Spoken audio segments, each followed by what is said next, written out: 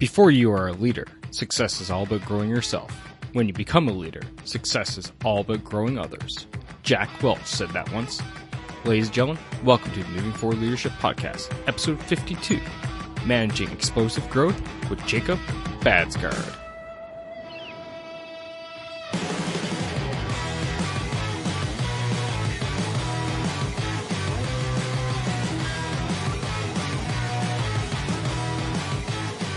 Welcome one, welcome all to the Moving Forward Leadership Podcast. It's your host and founder again, Scott McCarthy, and welcome back. If it's your, God knows how many times listen to this show, and if it's not your God knows how many times listen to this show, and it's your first, then welcome. This show is simple. It's all about helping people become better leaders, folks. And weekly, I go out and find world-class experts, or I take the mic myself and give you practical tips, advice, guidance on how you can be a better leader in all kinds of different topics and subjects. And today's episode is going to be no different, really. We're going to be talking about managing explosive growth with my guest, Jacob. Before I dive in, though, there's just one quick thing I want to talk to you about, especially if you're new. And if you're new, you got to swing by the Moving Forward Leadership website, okay? And the reason why what I'm going to talk about is my ebook, The 9 Foundations of Leadership. So I've written this ebook. It's inexpensive. It's like $5. And what it's going to do is give you the 9 foundations from me with my experience put in there, which will in turn allow you to start your journey on becoming the best leader you can be. Okay. And you know what? I'm going to do you even one solid. What you can do is just go to movingforwardleadership.com and you'll see the little pop-up thing there, which says, hey, grab a free chapter. If you want to get a taste of what these 9 foundations are like, just sign up there. All you need is put your name and email in, and through the process, you will download a free chapter of the 9 foundations of leadership written by myself. And if you like it, you'll get a link later on saying, hey, this is where you can buy it. Or you can just go ahead and buy it directly. And if you want to go to the Moving Forward Leadership resources page, that the book is listed there, okay? So that's basically the only thing I wanted to hit with you before I dive into today's episode. Anyway, today we're talking about managing explosive growth. Jake, pick one. He's an entrepreneur. He's a business owner. And what we're going to be discussing about is mostly his leadership experiences in running his company, Disruptive Advertising. Now, what you're going to be hearing in a few minutes' time is that company basically went from, I believe, him and the co-founder to over 100 employees at the time of recording. It's now on, it was ranked number 145 in the 2017 Inc. 500s list. He's on a whole whack of different awards and so on and so forth. So it's pretty neat. There are a lot of great things that pop out of this. We talk about his challenges due to the quick growth. We talk about, what factors led to the quick growth in his company, what type of setup they have, is it remote working or is it a co-working setup? And of course, leadership lessons, that he has learned as being a business owner. Okay. So really neat episode. It was great having Jake on and discussing all these things. And, that's pretty well it. So I'm not going to bug you too much longer. Just wanted to say, thanks for listening out there, and, sit back, relax, and enjoy my episode with Jacob talking about managing explosive growth.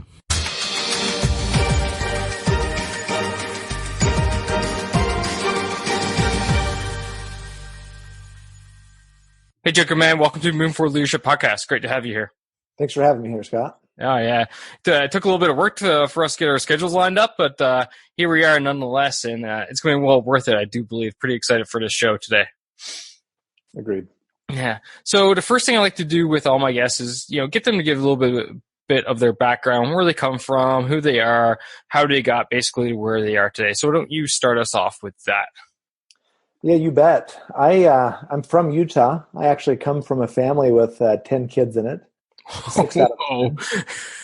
And I've had a job since I was 8 years old when I got my first paper out, and learned at an early age if I wanted something in life. By the time there's 10 mouths to feed, there's not a lot of extra, and so learned how to work and create for myself. And I look back at that and maybe didn't always appreciate it as I was going through it, but I look back and I'm super grateful for those experiences now. yeah, it's pretty funny when we get older and we reflect on growing up, the things that we pretty well probably complained about during those days, and now we're like, hey, you know what? That was actually well worth it. You know, Yeah. for me, it was all about hard work. My dad didn't like hiring anybody to do anything, so every project around the house was done. So when I was like a 12 and 13-year-old, I was like hauling shingles up to the roof and digging a car pit for our cars and stuff like that. He wouldn't, he wouldn't hire a thing. So I slaved like a dog, or I felt like it some days, but hindsight's 2020. It would definitely made me a better man today than what Absolutely. Right. So let's talk a bit about you getting into business, and why don't you first talk a bit about your company, Disruptive Advertising, and what it is and its whole goal, and then we can talk a bit about leadership challenges and lessons learned and those type of things. You bet. First few years out of college, I worked at a company called Omniture that was later bought by Adobe. And I was a web analytics consultant and just helped companies connect the dots between where their marketing dollars were going and the revenue that it was actually producing for the company. And I just started to see a lot of patterns, commonalities, mistakes, successes. Saw a lot of opportunity in the AdWords and Facebook side where you can actually control the ads, the placements, and the measurement. And I thought, man, if the big guys aren't doing this, and I'm working with Fortune 100 companies, I guarantee the small and mid-sized companies aren't even touching this stuff. And so that's kind of where I saw my opportunity. I actually ended up breaking off. I was an independent consultant for some time, helping companies do this. My first client was a local client. It was actually the company that I worked at in college, and helped them connect the dots between their digital marketing, their AdWords campaigns, connected that to their CRM. And with that data, we were able to help grow them substantially. They went from a 25-person shop to a 300-person shop. They raised about $16 million to fund that growth based on the results we were driving from a marketing standpoint. And that's where I realized, okay, you know what? Most companies lack the bandwidth or expertise to really execute on scaling their business from a digital marketing standpoint. And so, and that's where Disruptive started. Formally started it on September of 2013. And since then, last year we actually were on the Inc. 500 as one of the fastest growing companies in the US. We've got over 100 people now. We work with about 500 different businesses, and things have been going great. No, it's awesome. And one of the things that I'd like to kind of hit on right now, I've read that, you basically started off with yourself and 2 employees working at your basement, right? And then you've since grown to over 90 employees now? Yeah, on our last payroll was the first time we had over 100 people on it. Over 100 now. So yeah. I'm pretty sure I can assume some of this, but what were some of the key factors that led to your such quick growth within your organization over basically a short period of time? Yeah. Well, to answer that question, it's probably important to understand why I even chose the path of entrepreneurism. And that is, I remember sitting down for an annual review and having a great year and being told that I'd be getting a 9% raise, and which wasn't bad. I loved my job. I loved where I worked, the people I was with. And that's just where I realized, okay, you know what? Like, I can work this hard and make this amount, or I can work substantially harder and still make roughly the same amount, even though my production is far superior to my peers. And that's where I realized I really needed something that would allow me to get out what I put in. And not just from like an entitlement mentality or, hey, I've been here for a while, so I should make more money. It's like, no, hard dollars in and hard dollars out. If I'm producing, and that's where I realized, my nature is I enjoy sales, and that's the nature of a salesman, right? Is if you want to make more, sell more, and you get your commissions. Mm-hmm. And so one of the things that's, I think, been different about disruptive advertising and really allowed us to grow is every position in the company has that type of a compensation plan, which is, here's how you can perform. And as you exceed these expectations, here's exactly how you progress and make more. And so people are incentivized to do their best because they want to grow. That's one of the best feedback that we get from internal and external surveys is everyone has a clear opportunity for growth in the company and they know what they need to do to achieve it. And the mantra of our entire compensation plan at Disruptive is we don't penalize top performers. That's the mantra behind everything that we do. And I think that that's one of the biggest reasons for our growth. No, that's awesome. And it's so key. And you see it in so many organizations and businesses today, people that basically leave because they basically hit a glass ceiling.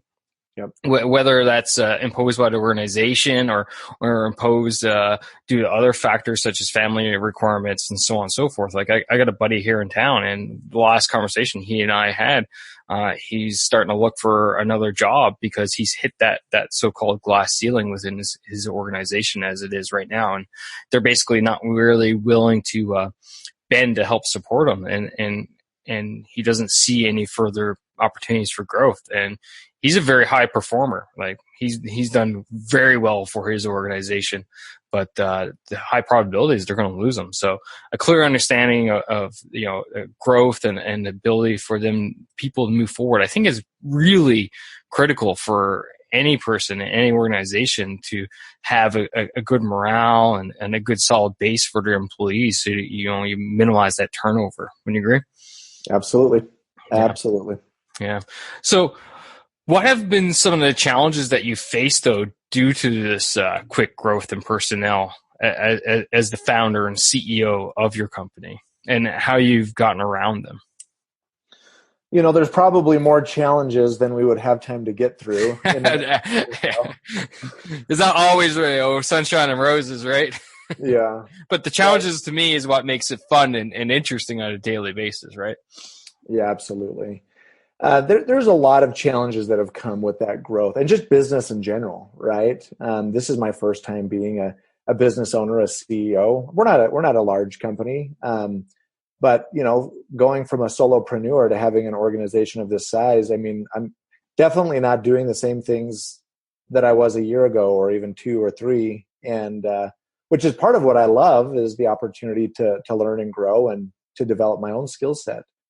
Some of the challenges, however, that we've run into is finding the right talent is always a struggle to get good people on board. Managing growth, I think probably the tightrope of all tightropes is managing growth and profitability when you're a self-funded, bootstrapped company.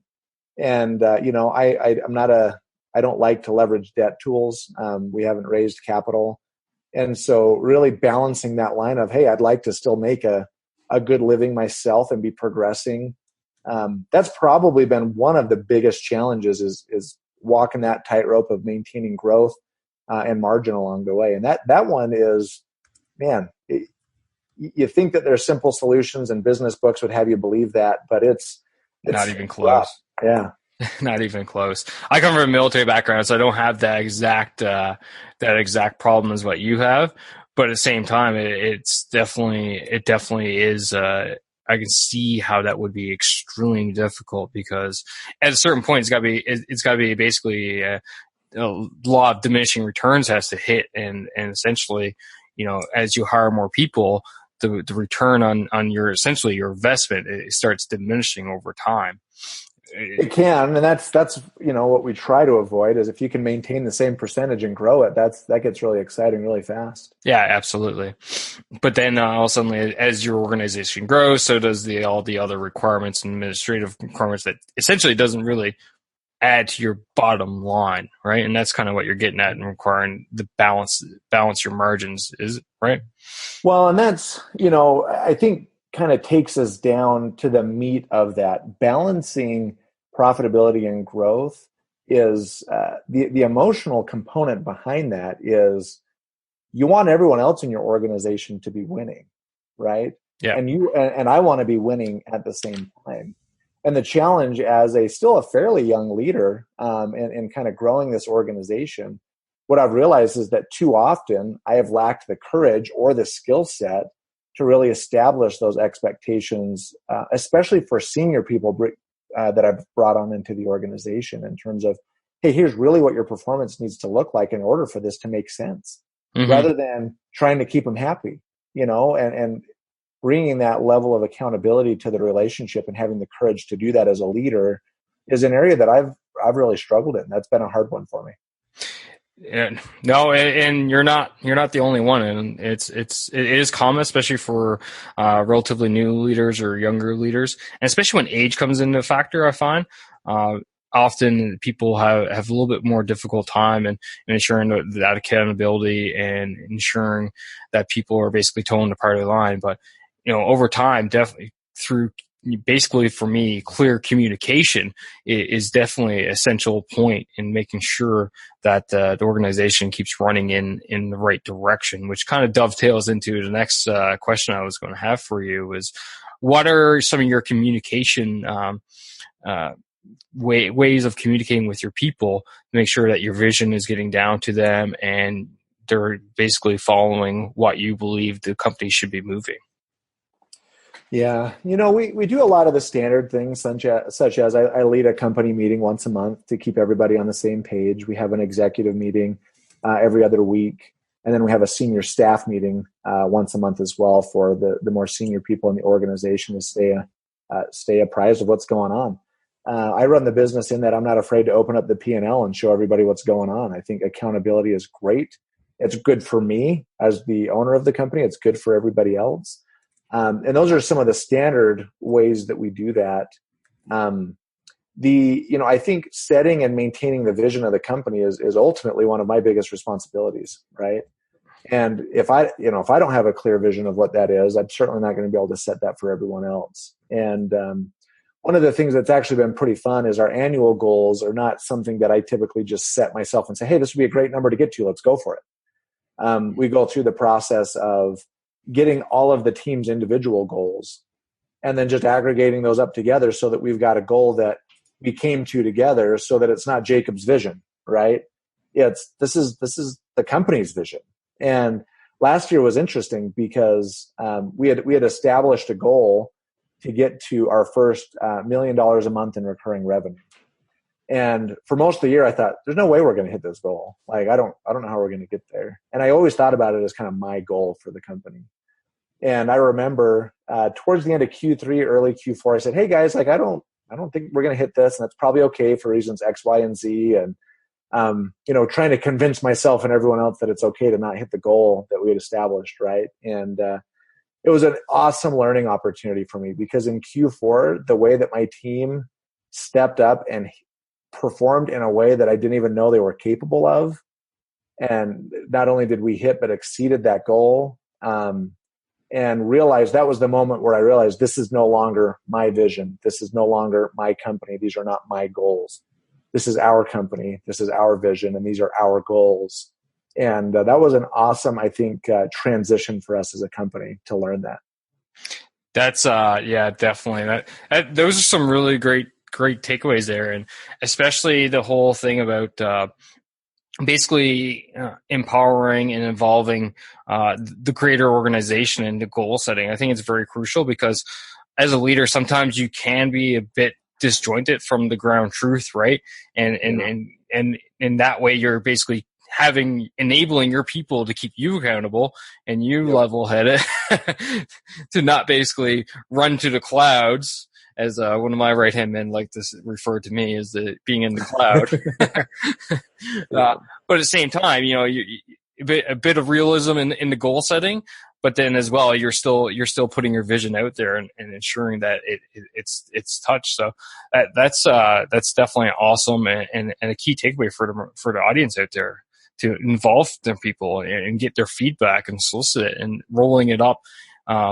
Individual team goals into the greater goal is basically just reverse engineering, which is something people definitely need to, I think, take in consideration a bit more today, because sometimes the leader just says, all right, we're going to do this and that's it. mentality. And in reality, everybody behind them at the ground level, like, man, boss, that's not going to work too well. And unfortunately, it doesn't have a culture to allow those people to speak up and go, I might want to reconsider that because of these factors, right? Yeah. Well, and what's interesting is that as we establish our annual goals, typically what I like to do is, hey, here's the goal that we came up with. This is what we're going for. And, based on my understanding of the business, what's working, what's not, the vision that I see coming in, and having the advantage of seeing the big picture all the time rather than being siloed into one aspect of that, is usually what I'll do is I'll say, hey, this is our goal. This is what we're working towards. This is how we're going to accomplish it. And these 1 or 2 changes that everyone sees, oh, those are totally doable. And this is what the type of goal it would allow us to hit this year by doing those things. And so we always end up with 2 goals, which one is, this is the roll-up goal that we've all bought into that we know we're going to hit, or, at least very confident we will. And then here's the stretch one, if, these 1 or 2 things that we can do a little differently that make a big impact. And so that's where I always like to get a little extra juice from the squeeze, is by presenting it that way. No, for sure. And it's very easy for people to get comfortable, right? And you need those goals to be a little bit stretched, a little bit out there for people to try harder, because if not, they just kind of get comfortable, and then the organization starts stagnating. And once the organization, business starts stagnating, I don't think I need to tell you what happens then, right? I got to avoid that at all costs. Absolutely. As the old saying goes, if you're not growing, you're dying. Yep. So, how do you guys work? Are you working in the office building, or are you distributed across an area, or is it a bit of a hybrid mix? We've got a headquarters in Utah, and all 100 people come into the office. I've got a handful of people that have a little bit of a longer commute that might work from home 1 or 2 days out of the week, but we don't have anyone full-time remote. Wow. And you find that's working well versus a remote type of situation? I think everyone has different experiences with this, and I see the pros and cons of both models. To me, culture is a really important aspect of our business. And it's just hard to have the same type of culture with a bunch of people that are remote versus people that are rubbing shoulders and eating food together and doing those types of things. And so I am a big believer. I've been a remote employee. I've worked from home. That's for a lot of my career. And like I said, I think there's pros and cons, and depending on the type of business that one is trying to run will ultimately determine that. But for disruptive advertising, we like to have everybody there. Yeah, obviously being in the Army, everybody shows up, because if you don't, you get charged, which is a completely different conversation. But we have a very similar ideology in that we value heavily being together. Obviously, that teamwork, team building, team bonding, all those types of things. Eating together, I wouldn't say host, but we'll get together probably once a month or so with my senior leadership team, and we'll just go for either breakfast or lunch or something, right? And then once a season, I host my guys here at my house personally, where I'll throw on, a few cases of beer, some wine, some food, and we'll be up until about 2:00 in the morning or so, and I won't feel too good the next day. But it's all about that team building, team bonding, right? Yeah. And basically just getting together and knowing each other, but removing that whole work atmosphere from it, because at the end of the day, that kind of, to me, builds a tighter team and a team that basically will work harder together when times get tight and things are going on. Yep, absolutely. As we basically wind down here, is there any leadership lessons learned that you think would be extremely beneficial for anyone out there, any entrepreneur, anyone that's running a small to medium-sized business or a team that you would have to pass on to them? Yeah, I think this is similar to one of the points we addressed earlier today, but that is, one of my biggest takeaways is stop being the nice guy and be the good guy. The nice guy it's actually pretty selfish when you think about it. It's avoiding hard conversations. It's avoiding holding people accountable. It's avoiding and robbing people and oneself of the opportunity to grow, versus the good guy embraces those opportunities and approaches them with love and caring and for everyone's best interest. But it doesn't mean that it's not hard. And, that's one of the biggest things that I've learned in being a manager, a leader, an entrepreneur, is that the temptation to be the nice guy and to rob people of pain and opportunities for growth it's there all the time. And it's so easy to partake of that, when the reality is, do the right thing, even if it's not the most comfortable, because that's what gives, myself, oneself, and the people that we're leading the real opportunity to grow, stretch themselves, and to become something more than we thought we could be. And that's probably one of the biggest things I've learned so far. Awesome. Absolutely love it. It is way too easy to be the nice guy and avoid those conversations. But I find that if you are consistent and fair with everybody, when it's time to have those tough conversations, people generally are much more receptive than when you're the nice guy and suddenly you're basically backed into the corner, and then all of a sudden you have to have that conversation and so on. So no, those are great words for the audience out there. Jacob, man, appreciate your time and coming out. I got one question left, which I asked all my guests, and it's definitely not an easy one. I think you're up for it, though. It's, for you, what makes a great leader? For the audience, you should probably see the look on his face right now. He's like, oh, crap, this is not an easy question. Yeah, I don't want to jump into a quick answer on that one. When I think of the leaders that have meant the most to me within my own organization or other mentors or those types of things is, I think it's just the value that they put in relationships and the investment that they make in developing those. And I think that is probably, it doesn't always pay the short-term dividends, but I think the investment in the relationships, I just look back and some of the most meaningful people in my career were there when things were the hardest. We worked through things together, and, we're still friends. We don't work together anymore, but we're still super close. And I think that it's just building meaningful relationships is probably the attribute that really, in my mind, makes the best leader. No, I couldn't agree with you more, man. Building solid relationships is definitely a requirement to be a great leader, and using those relationships beyond business and when you're working together to later down the road. You never know, right? When you'll need someone.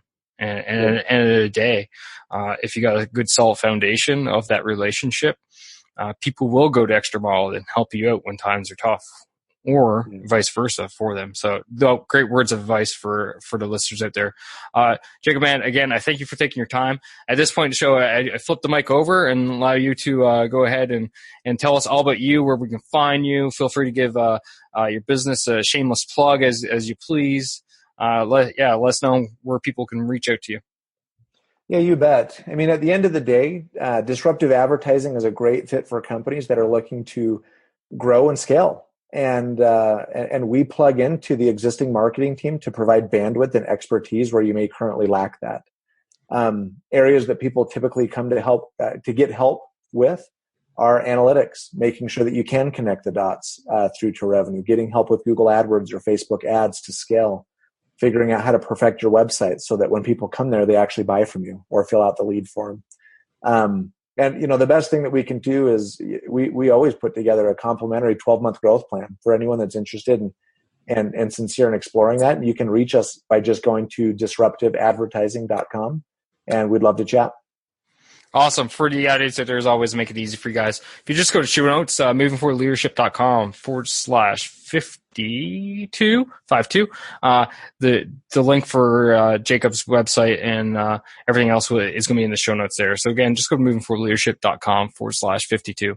Jacob, man, again, great having you on the show. Truly enjoyed what you had to offer and your experiences and being frank about some of the challenges out there, because it's not an easy gig that we have as leaders, and more people need to be frank about these things. So definitely appreciate it. And for the audience out there, stick by and I'll have my key takeaways from our interview today. Jacob, thanks again, and take care, man. Thanks for having me, Scott.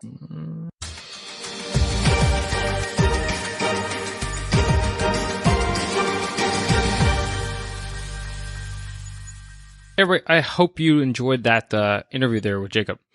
Really neat. A lot of great information in there. But of course, as always, I got my 3 main key takeaways. And the first one being a clear understanding of what growth is. You need to fully understand what that means. Not in terms of what everybody knows what growth is, i.e. getting larger, but what does that mean for your organization? What is that going to look like? Why do you even need to grow? Because moving into the second key takeaway, you need to balance that growth with the margins if you're a business owner. Because there is a law of diminishing returns, right? At a certain point, just because you have more people doesn't mean you're going to be bringing in more income, more revenue if you're a business, or you're going to be reaching more people if you're not for profit. So you have to balance that growth with whatever your defined margins are. And then finally, the last key takeaway, which I really liked, was you need to stop being the nice guy, but you need to be the good guy. So basically all we're saying is you need to treat people fairly, equally across the board.